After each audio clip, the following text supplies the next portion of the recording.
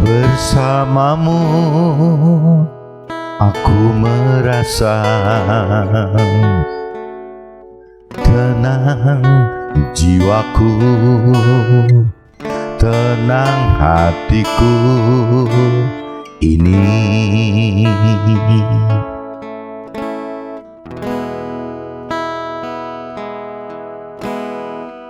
Bertahanlah walau terluka, Tuhan kan ada, akan selalu ada.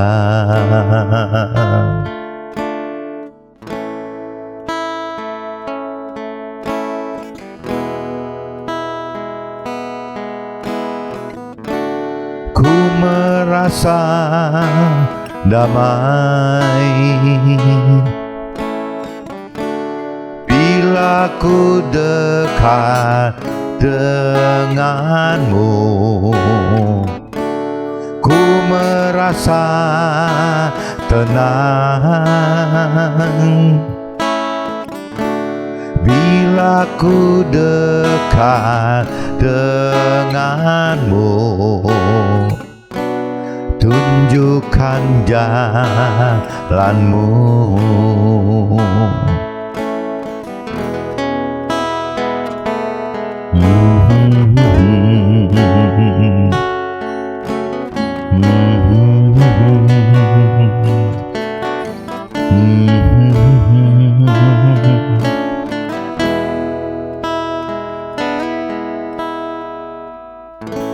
Bersamamu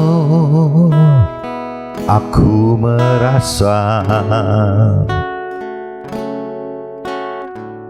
tenang jiwaku, tenang hatiku ini.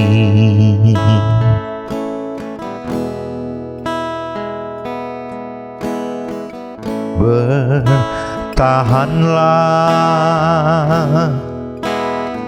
walau terluka, Tuhan kan ada, akan selalu ada.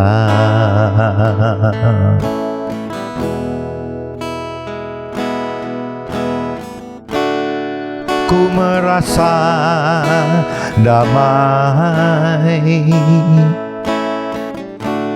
bila ku dekat denganmu. Ku merasa tenang bila ku dekat denganmu. Tunjukkan jalanmu.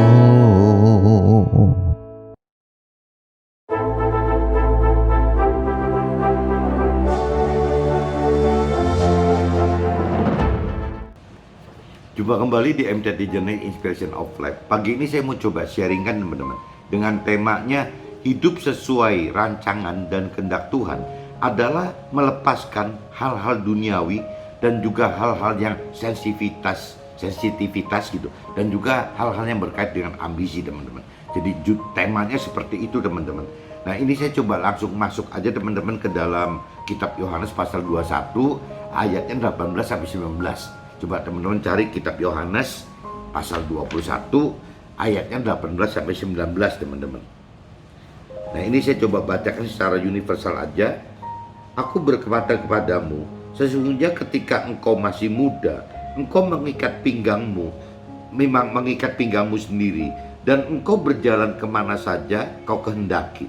Tetapi jika engkau sudah menjadi tua, engkau akan mengulurkan tanganmu, dan orang lain akan mengikat engkau dan membawa engkau ke tempat yang tidak kau kehendaki. Dan hal ini dikatakannya untuk menyatakan bagaimana Petrus akan mati dan memuliakan Allah. Sesudah mengatakan demikian, ia berkata kepada Petrus, ikutlah aku. Nah, ini cerita Yesus, teman-teman. Yesus katakan kepada Petrus. Jadi kalau teman-teman simak dari ayat 18, 19, 20 ini, ayat 18 dan 19 ini cuma dua ayat aja. Di sini dinyatakan, teman-teman, apabila saya universalkan, berarti firman Tuhan berkata kepada kita, sesungguhnya ketika kita masih muda, kita mengikat pinggang kita sendiri dan kita berjalan kemana saja kita kehendaki. Tetapi jika kita sudah menjadi tua, dalam hal rohani maksudnya, teman-teman, bukan physically gitu, kita akan mengulurkan tangan kita dan orang lain akan mengikat kita dan membawa kita ke tempat yang tidak kita kehendaki gitu.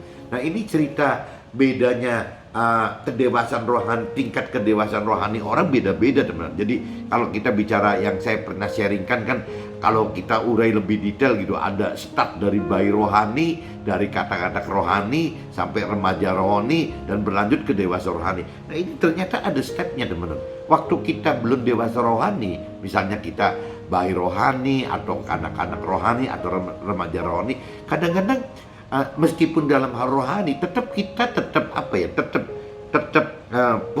punya satu rancangan dan kehendak yang sesuai dengan egonya kita gitu, dengan inginnya kita sendiri. Nah, inginnya kita ini tidak lari, teman-teman, dari hal-hal duniawi, hal-hal yang terkait dengan kesukaan gitu ya, kesukaan kita ngindarin kedukaan gitu.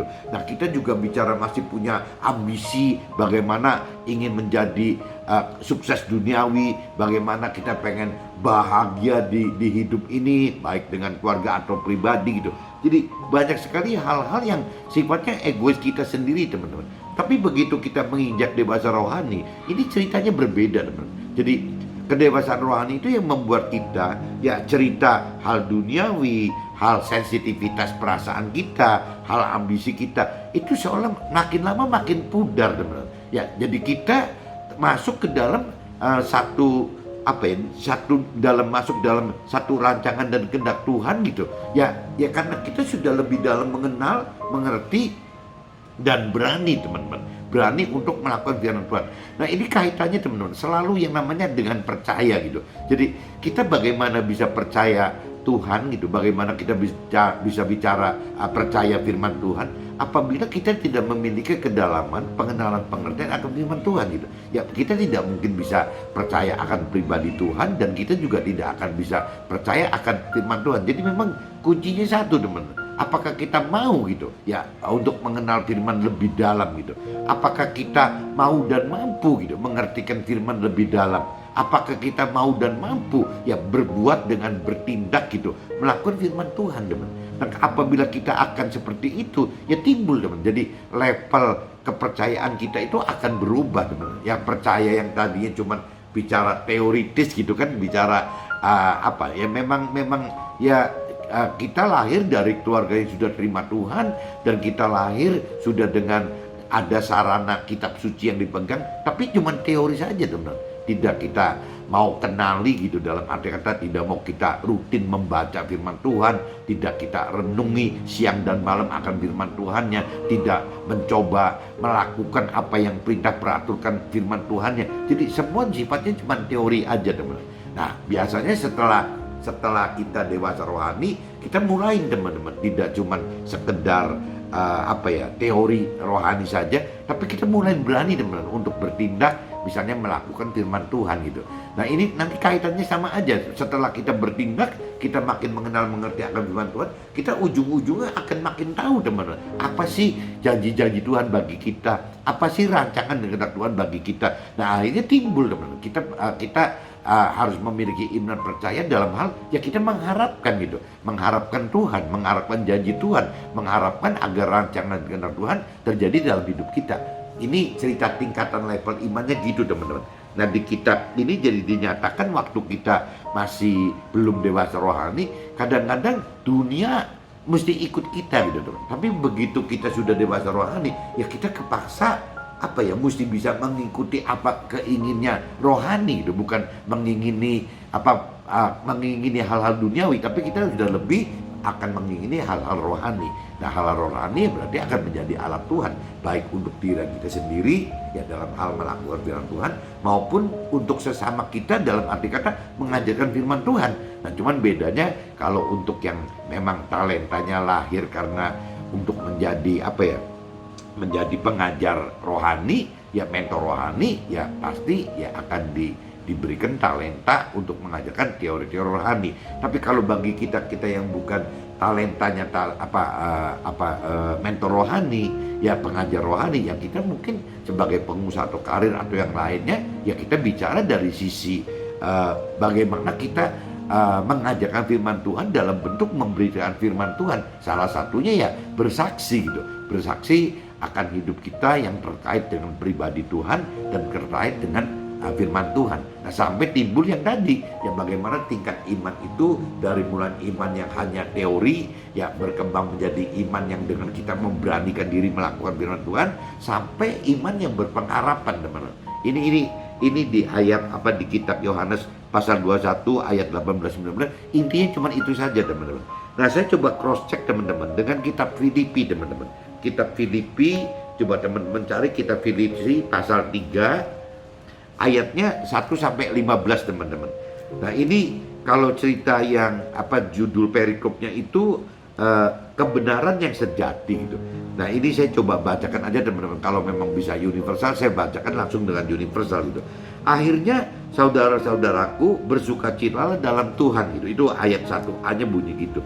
Nah, 1B-nya menuliskan hal ini lagi kepada kita, tidaklah berat bagiku memberi kepastian kepada kita. Hati-hatilah terhadap anjing-anjing dan hati-hatilah terhadap pekerja-pekerja yang jahat gitu. Hati-hatilah terhadap penyunat-penyunat yang palsu. Karena kitalah orang-orang bersunat yang beribadah oleh Roh Allah dan bermegah dalam firman Tuhan dan tidak menaruh percaya pada hal-hal lahiriah. Jadi kita yang benar itu harusnya seperti itu, teman. Bagaimana kita beribadah kepada Tuhan Allah dengan bersandarkan firman Tuhan dan tidak tergiur gitu oleh hal-hal lahiriah. Harusnya begitu gitu. Nah, sekalipun aku juga ada alasan untuk menaruh percaya pada hal-hal lahiriah. Jadi bukan mustahil ya waktu kita ingin melakukan firman Tuhan itu tetap, teman-teman, ada daging kita yang selalu akan ajak kita bicara duniawi atau lahiriah atau jasmania itu gitu. Itu nggak aneh, teman-teman. Jika ada orang yang menyangka dapat menaruh percaya pada hal-hal lahiriah, aku lebih lagi. Jadi kalau kita dulu waktu belum dewasa rohani, ya kita jangan-jangan lebih-lebih daripada teman-teman kita, sesama kita yang mungkin lebih baik dibanding kita. Jangan-jangan kita benar-benar lebih duniawi, lebih lahiriah, lebih jasmania. Mungkin seperti itu, teman-teman. Disunat pada hari ke-8 dari suku Benyamin, orang Ibrani asli, tentang pendirian terhadap hukum Taurat, aku orang Farisi. Ini cerita-cerita Paulus, teman. Paulus yang waktu itu kalau dicerita di Alkitab itu, cerita Paulus itu kan jadi kayak pengikut orang Yahudi, teman-teman. Jadi orang Yahudi kan agak beda gitu, cara ini beda. Jadi memang dia melakukan Taurat habis-habisan gitu. Tapi ya belum dalam arti kata mendapatkan satu firman Tuhan yang sempurna gitu. Karena kalau di kitab Nasrani terbagi dua, teman-teman. Ada kitab suci perjanjian lama dan ada kitab suci perjanjian baru. Nah, kalau kita bicara Paulus itu waktu itu gitu, sebelum jadi Paulus, jadi Saulus, dia itu ya seperti menerapkan prinsip-prinsip perjanjian lama, teman. Padahal kalau kita bicara secara total, ya yang namanya penyempurnaan itu adanya di perjanjian baru. Nah, kitab perjanjian baru itu ya setelah Saulus bertobat menjadi Paulus gitu. Nah, ini ceritanya Paulus tadi cerita zaman dulu dia tuh lebih ngawur daripada yang orang-orang yaitu orang-orang yang sesama yang dia ajar itu gitu. Jadi Paulus cerita seperti itu gitu. Tentang kegiatan Paulus penganiaya jemaat, tentang kebenaran dalam mentaati hukum Taurat, ya dia tidak bercacat gitu. Jadi Saulus itu habis-habisan seperti itu gitu. Jadi di sini Tetapi apa yang dahulu merupakan keuntungan bagiku, bagi Paulus, sekarang Paulus anggap rugi ya karena firman Tuhan gitu. Malahan segala sesuatu Paulus anggap rugi karena pengenalan akan firman Tuhan itu gitu. Lebih mulia daripada semuanya. Firman Tuhan itu jauh lebih mulia dari semuanya gitu. Oleh karena firman Tuhan, aku telah melepaskan semuanya itu dan menganggapnya sampah supaya aku memperoleh firman Tuhan. Jadi waktu cerita Saulus itu belum mengenal firman Tuhan, teman-teman, di dalam kitab Perjanjian Baru, ya dia anggap waktu dia dulu itu benar gitu. Cara hidup dia yang dulu itu benar. Tapi begitu dia sudah mengenal firman Tuhan, nah itu berarti cara hidup lama dia itu seperti sampah. Paulus cerita begitu gitu.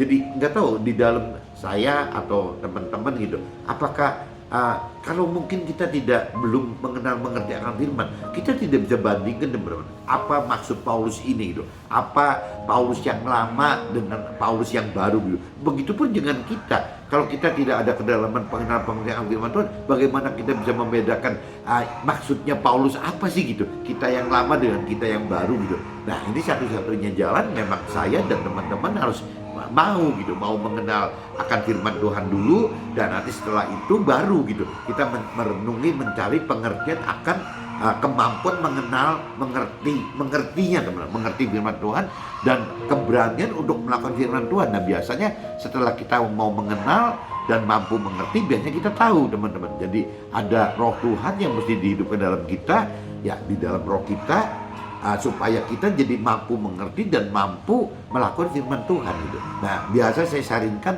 kalau hal-hal seperti ini, kalau saya udah bicara roh Tuhan, kadang-kadang teman-teman yang belum hanya jadi belum mengerti akan firman Tuhan, yang hanya punya keyakinan meskipun percaya diri bahwa dia percaya Tuhan dan mengenal Tuhan, tapi dengan pikiran perasaan sendiri, itu biasanya tidak mengenal teman-teman, tidak mengerti bahwa di dalam manusia itu ada tubuh, jiwa, dan roh gitu. Jadi kalau saya sharingkan urusan roh Tuhan, kadang-kadang jadi buntu teman-teman, karena orang-orang punya keyakinan gitu tidak bisa menangkap roh Tuhan ini gitu.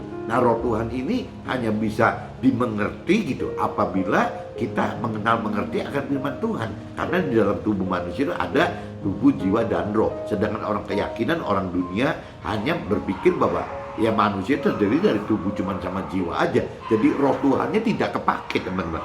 Nah ini yang gunanya apabila kita mengerti akan firman Tuhan lebih dalam, ya kita akhirnya tahu bahwa di dalam itu ada 3 unsur, ada tubuh, jiwa, roh, di mana unsur roh ini pegang peran teman, bagaimana untuk bisa jadi merubah kita gitu, merubah seperti yang Paulus rasakan bahwa yang dulu dia anggap benar, ya sekarang seperti sampah. Nah kita juga akan mikir begitu teman, yang dulu mungkin kita hanya mikir bagaimana mencari kesulitan duniawi, bagaimana mencari kebahagiaan baik keluarga mau pribadi gitu, hanya itu. Nah ujung-ujungnya ternyata bukan itu teman. Hidup yang benar itu bukan seperti itu gitu. Ya yang orang dunia dan orang keyakinan inginkan itu adalah kebaikan duniawi gitu, tapi bukan kebenaran akhirat gitu teman. Nah sedangkan apa yang kita mau berbuat benar untuk akhirat itu, yang konyolnya harus diperbuat sekarang di dunia ini teman-teman. Bukan akhirat itu ya nanti saja kita bicara di alam akhirat, sekarang di dunia ya kita bicara dari kepentingan duniawi. Tidak bisa teman-teman, karena di akhirat itu tidak akan ada perubahan apa-apa, sehingga apa yang kita jadikan bekal untuk di akhirat itu harus terjadi saat ini di dunia ini teman-teman. Itu garis besarnya gitu teman-teman, yang Paulus anggap sampah itu maksudnya gitu teman-teman. Jadi dia setelah mengenal firman Tuhan, dia anggap bahwa pola hidup lama dia itu sampah gitu. Dia pengen masuk ke dalam apa yang diperintahkan oleh firman Tuhan itu.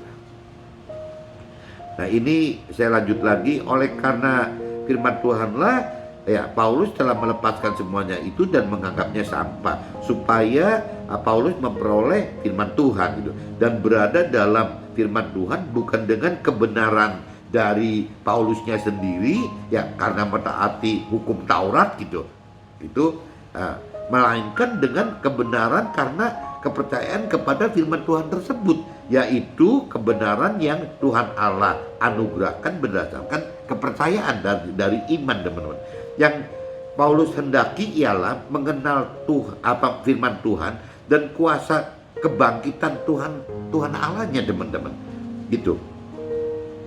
Dan persekutuan dalam penderitaan yang Yesus alami saat melakukan firman Tuhan. Jadi waktu melakukan firman Tuhan itu kita mendapatkan aniaya semacam itu, teman-teman, penderitaan seperti itu.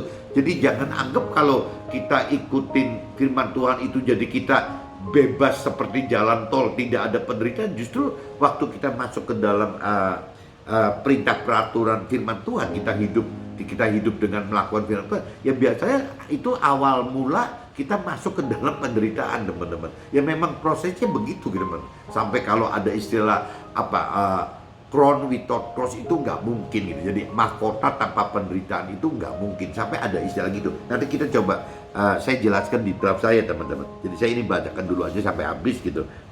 Yang Paulus hendaki ialah mengenal firman Tuhan dan kuasa kebangkitan dari Tuhan Allah tersebut, dan persekutuan dalam penderitaan dalam melakukan firman Tuhan tersebut gitu. Di mana Paulus menjadi serupa dengan firman Tuhan dalam dalam penderitaan tadi sampai bahkan kematiannya gitu. Ya dalam hal melakukan firman Tuhan tersebut gitu. Supaya Paulus akhirnya beroleh kebangkitan dari orang mati, dari antara orang mati. Bukan seolah-olah Paulus telah memperoleh hal ini atau telah sempurna, melainkan Paulus mengejarnya gitu. Jadi bukan berarti Paulus ngomong begitu itu dia sudah mendapatkannya dan sudah sempurna, bukan. Dia harus berusaha mengejar itu gitu. Paulus katakan gitu. Kalau Paulus dapat juga menangkapnya, karena Paulus pun telah ditangkap oleh firman Tuhan tersebut gitu. Saudara-saudara, Paulus sendiri tidak menganggap bahwa Paulus telah menangkapnya, tetapi ini yang Paulus lakukan. Paulus melupakan apa yang telah di belakangnya dan mengarahkan diri kepada apa yang di hadapan dia gitu ya, dan berlari-lari kepada tujuan untuk memperoleh hadiah, yaitu panggilan sorgawi dari Tuhan Allah ya di dalam firman Tuhan tadi, dalam melakukan firman Tuhan tadi gitu. Jadi kuncinya gitu, teman-teman. Apabila kita melakukan firman Tuhan, itu hadiahnya itu ya hadiah sorgawi ya tentang keselamatan akhirat gitu. Yang Tuhan rancang kehendaki untuk itu kan, untuk kita kan itu, teman. Bagaimana menjadi pelaku firman sehingga bisa mendapatkan keselamatan akhirat nantinya gitu. Nah cuman kalau yang lebih dalam mengenal mengerti firman Tuhan, di dalam akhirat pun yang Tuhan harapkan itu ya jelas tidak masuk neraka, masuk surga. Tapi di masuk surga pun juga ya Tuhan menghendaki sekali kita sebagai timnya Tuhan gitu. Bukan cuma aja sebagai warga surga saja, tapi tim pengelola warga surga gitu. Tuhan pengen seperti itu. Dengan cara bagaimana? Ya kalau mau jadi warga surga ya melakukan firman Tuhan. Tapi kalau mau jadi timnya Tuhan ya harus mengajarkan, teman-teman. Mengajarkan, yang tadi dikatakan mengajarkan itu ada dua bentuk. Bagi talenta mentor rohani berarti mengajarkan teori rohani, tapi bagi kita yang tidak punya talenta mentor rohani, ya kita sebagai pengusaha karir dan lain-lain, ya kita cuma sekedar mengajarkan itu berupa memberitakan kesaksian kita gitu. Bagaimana kita menyaksikan hidup kita bersama Tuhan di dalam firman Tuhan.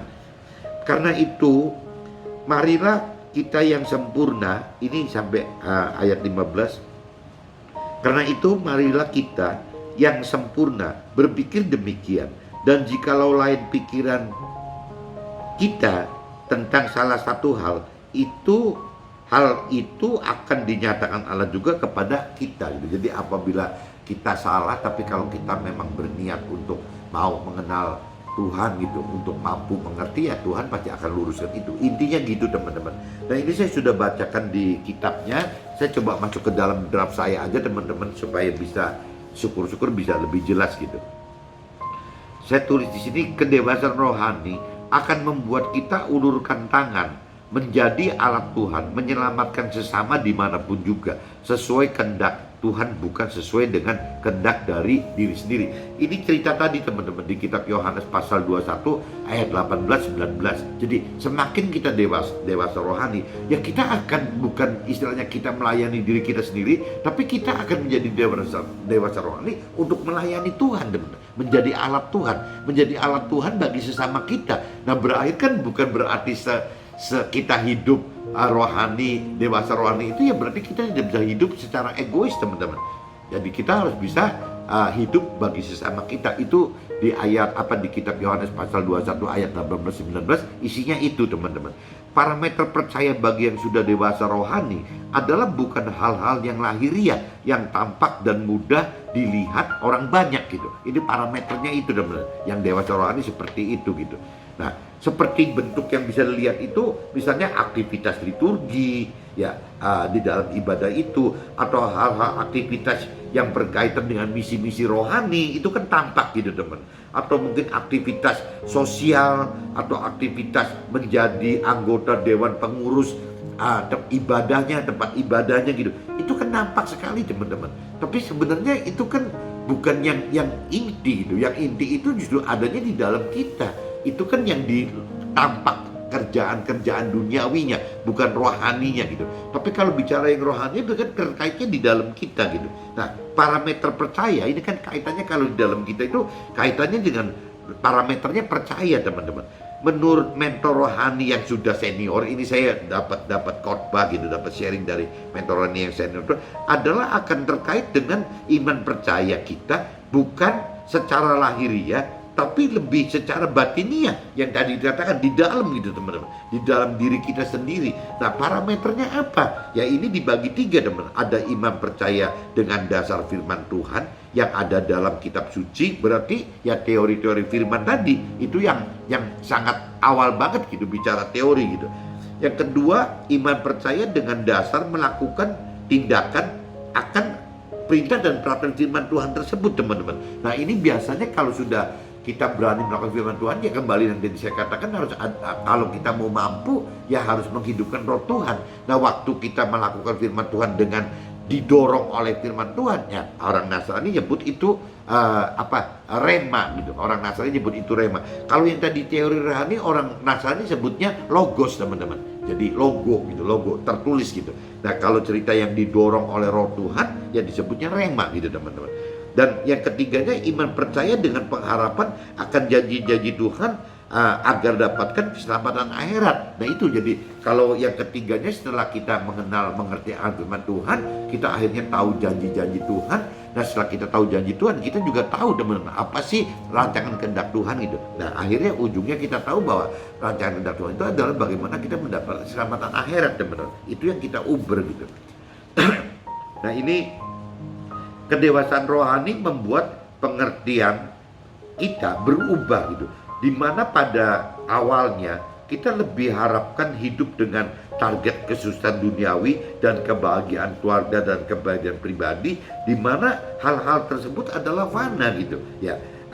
Akan dianggap hal dunia adalah bahkan oleh setelah kita dewasa rohani, hal-hal seperti ini malah dianggap sampah teman-teman. Karena yang tadi Paulus katakan, karena tidak terbawa gitu, tidak dibawa ke dalam alam akhirat. Jadi ngapain kita mesti uber-uber sampah yang berupa hal-hal duniawi gitu, yang berupa hal-hal yang sensitif ya dalam hal perasaan suka dan duka, hal-hal yang berbau nafsu-nafsu, pemenuhan nafsu duniawi. Nah itu buat apa gitu maksud Paulus? Karena di dalam alam akhirat tidak terbawa teman-teman.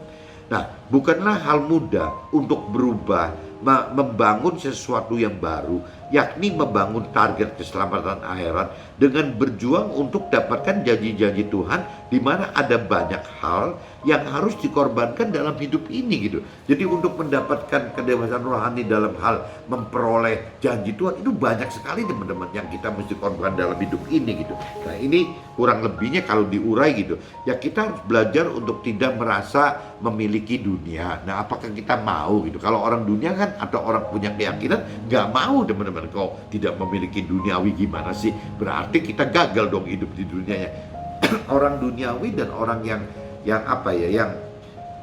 berkeyakinan berpikir begitu, bahwa hidup itu hanya parameternya duniawi, sehingga bagaimana mereka mati-matian untuk menguber target yang hal terkait dengan duniawi. Ya hal duniawi nggak jauh-jauh dari kesuksesan duniawi dan kebahagiaan diri pribadi atau keluarga gitu. Paling itu yang diuber. Ya, terus keduanya belajar untuk tidak memiliki perasaan sensitif gitu. Dalam arti kata ya dapat lebih stabil emosinya, dapat lebih menahan emosinya teman-teman. Jadi waktu berduka ya jangan berasa habis-habisan berduka. Ya waktu bersuka ya jangan habis-habisan merasa bersuka. Nah ini mesti punya apa ya? Jadi kayak ada satu kemampuan untuk bisa mengkontrol ini gitu, mengkontrol emosi ini teman-teman. Nah kalau orang dunia itu tidak begitu teman-teman. Jadi waktu dia berduka, ya dia sampai habis-habisan bagaimana gitu, mau bunuh diri kali. Nanti waktu bersuka, ya dia udah nggak peduli apa-apa gitu. Ya boro-boro bicara soal kebenaran, yang kalau perlu dia juga berbuat ketidakbaikan gitu, berbuat jahat. Nah karena ya kontrolnya nggak ada teman-teman, kontrolnya itu nggak ada, jadi akhirnya mereka semena-mena gitu. Nah ini yang bahaya sekali teman-teman. Jadi kontrol emosi itu harus diperlukan apabila kita ingin meningkatkan pengenalan pengertian akan firman Tuhan, meningkatkan iman kita, itu butuh teman mengontrol itu. Dan ketiga, belajar untuk tidak memiliki ambisi dunia teman. Ya maksudnya dengan cerita bagaimana caranya mematikan keinginan nafsu-nafsu duniawi, pemenuhan nafsu duniawi.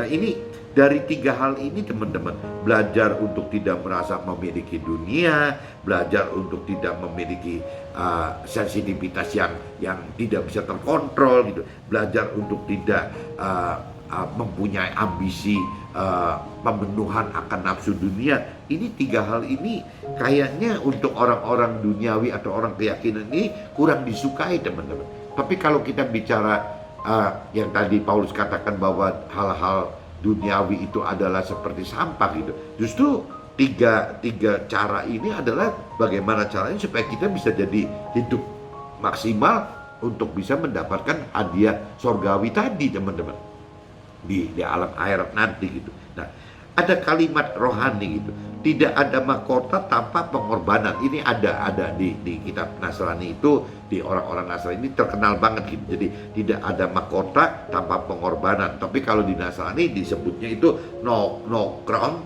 tidak ada mahkota without cross. Cross itu dalam arti salib. Salib kalau secara Nasrani bisa dua teman, bentuk memang salib gitu karena Yesus wafat di kayu salib, tapi bisa juga salib itu berarti penderitaan teman. Jadi beban gitu, beban yang kita tanggung gitu. Yang tadi dikatakan bahwa pelaku firman itu ya umumnya akan mendapatkan penderitaan duniawi teman-teman. Jangan dibayangin kalau pelaku firman itu akan mendapatkan bonus, hadiah, mendapatkan kenikmatan duniawi. Bukan teman-teman, kebalik gitu. Jadi pelaku firman itu wajar saja akan mendapatkan penolakan dari duniawi, bahkan penindasan, penderitaan, cemooh, segala macam teman-teman.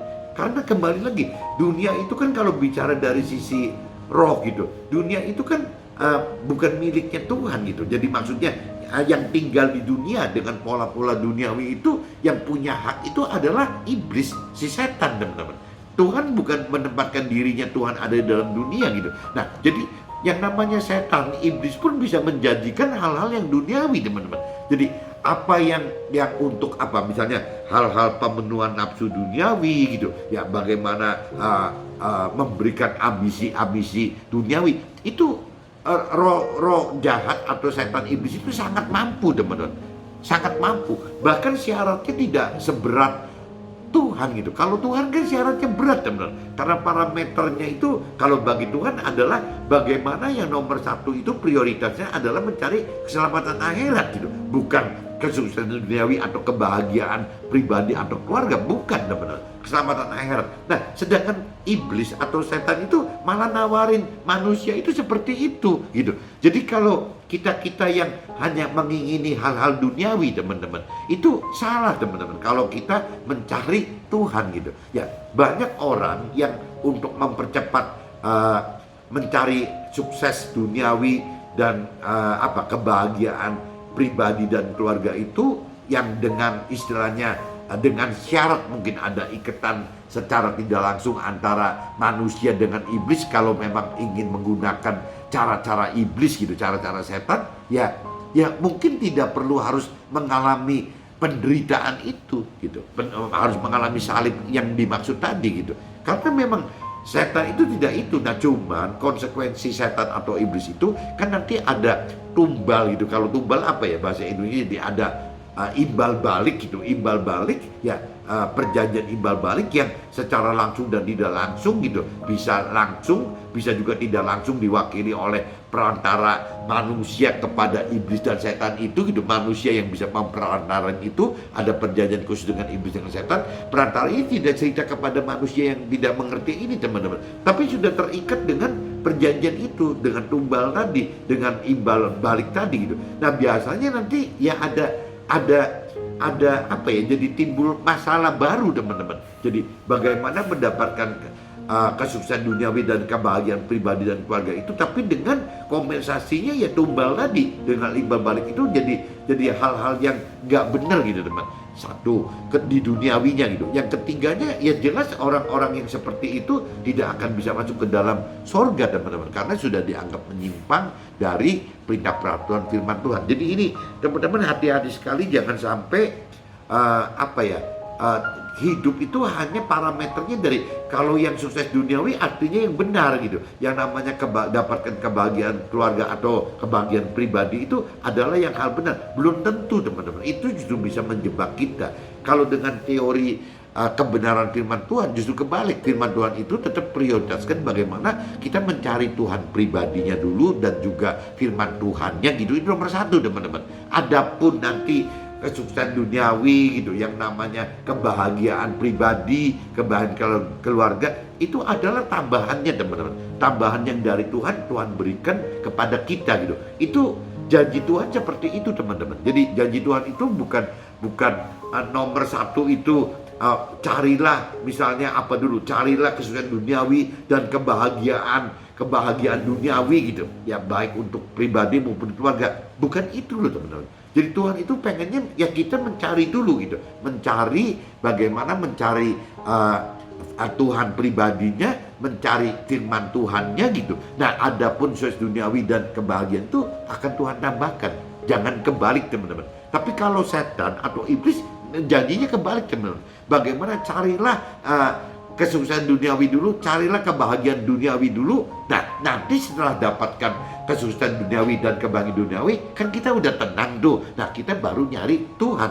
Nah orang-orang yang seperti ini nggak bisa teman-teman.